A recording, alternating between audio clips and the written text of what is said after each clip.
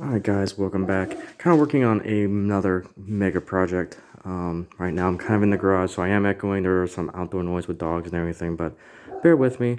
I'm just going to do a quick little video here explaining what I've been doing the last couple of days. And right now what I want to do is eventually get this layout up and going. Now if you guys seen some of my older videos, this is Wilding. This is Wilding 8.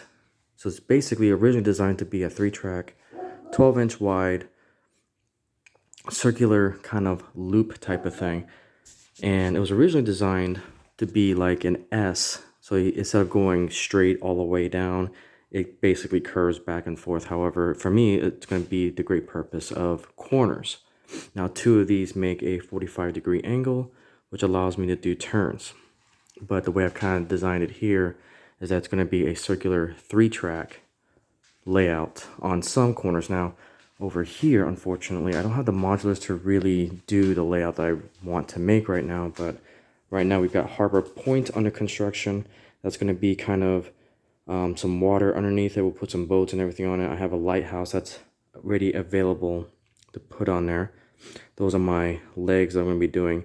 Technically, it's going to be the Fremo standard of about 50 inches in height, just so it's better for my back. I can go underneath the modulars, and it's more of chest height for me. Now, I don't have any kids or anything, and these aren't going to be in any shows right now, so it's going to be designed just for me. You can kind of see the rest of the layout. There's my wonderful soldering iron. I love this thing. I got this from eBay. This is what I use a lot to solder, temperature control. Basically an all-in-one kit with alligator clips on the top here. They're going to be used to solder a few things. There's a Memorial Pass that you guys saw in some other train show videos. That's the Frost Cross. This was supposed to be a lift-out bridge, but it went back to the drawing board essentially. It didn't work the way I really wanted it to, and so we kind of pulled it off. I'm actually going to salvage the track on there because that's actually pinned down, and so I need to unsolder it and get the tracks off. So as we come over here, we got Beginner's Run kind of on its side right now. That's the one that has the 3 trees, and that one's not going to be used for the purpose of this layout. But kind of in the future, what I want to do is I want to have a modular that goes from basically a 1-track on one side to a 3 on the opposite end. And that's actually going to be Poseidon's Point is the name of that module that we're going to end up doing. So that way I can actually utilize the 3 tracks that are going to be on these particular corners. I've actually started investing in some track here. I've got this particular Pico is a number 5, and I ripped up the old track that was on here, but I'm just going to put it right there. This is just a isolated frog. I don't want to do anything too crazy. I'm not going to put like a tortoise or anything on here. This is going to be a hand throw to a siding that what I'll end up doing is this will be a siding for my GoPro, so that way I can capture the trains coming in and leaving on the opposite end. So that's kind of the intent behind this particular modular. And this one was actually salvaged from a home layout. It was chainsawed up, and one of my club members said that, hey, you want to take this piece of track? It's like, of course I do. This is a perfect little corner here. I don't know what the radius is, so we'll definitely experiment with some of the more finicky engines, like my 844 and some other ones, my Daylight. But that's kind of the game plan. And now obviously I'll have to put a connector piece right here because I am a little bit short of the connection points there. And I also will be short right here that I'll have to put a little tiny bridge connector right there as well. So you guys will kind of see the progress of this particular layout, but kind of see it from the opposite end. What I plan on doing is putting the command station dead center. I do have another table that I'll set up here after all the woodworking is done. And that way we can evolve the Digitrack series into this layout. Now this layout, I'm not exactly sure if it's going to stay here, because again, I was originally designed to move. I was supposed to move to Cheyenne, Wyoming. However, that is unfortunately off the table, and I have no idea where I'm kind of moving to next.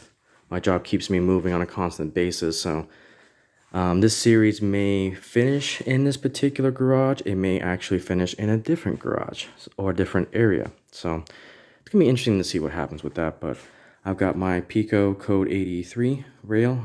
Bought it from Iron Planet Hobbies. Also, thanks to Humanity Junction for the discount. It saves me a ton of money. I recommend to subscribe to Humanity Junction on YouTube's.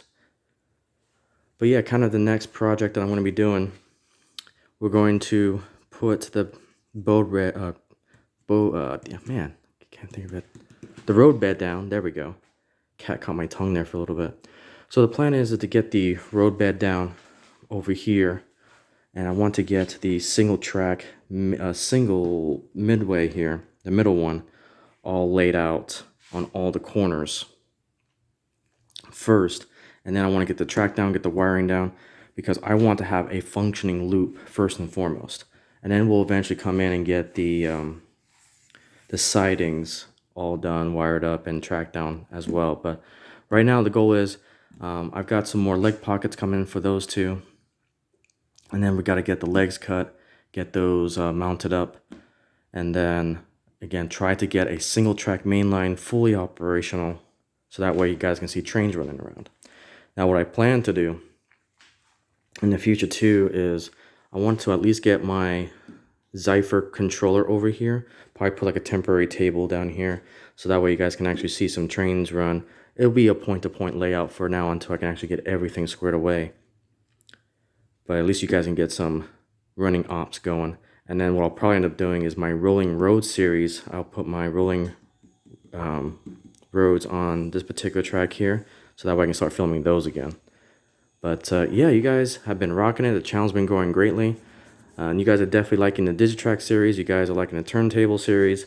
And now I'm kicking it up a notch with a layout in development. And hopefully the layout and the how far can we take Digitracks will converge into one single layout. So that's kind of the game plan. Not exactly sure how it's going to go, considering that there's still a move in between this completion and from this when this video has been recorded. But I kind of want to give you guys kind of an update on why I haven't been uploading much, is because I'm working on this particular layout. And I haven't been recording kind of the setup of this because this garage was a complete mess, and I needed to clean it out so that way I can walk around it, record it, and make it look somewhat presentable. I know it's still kind of a mess, but now you guys can see kind of the progress of a personal home modular layout that fits in a 2-car garage. So with that, guys, hopefully this will give you some greater perspective, some ideas that you can take with you, and another journey to go through. So with that, guys, thanks so much for watching, and I'll see you on the next video.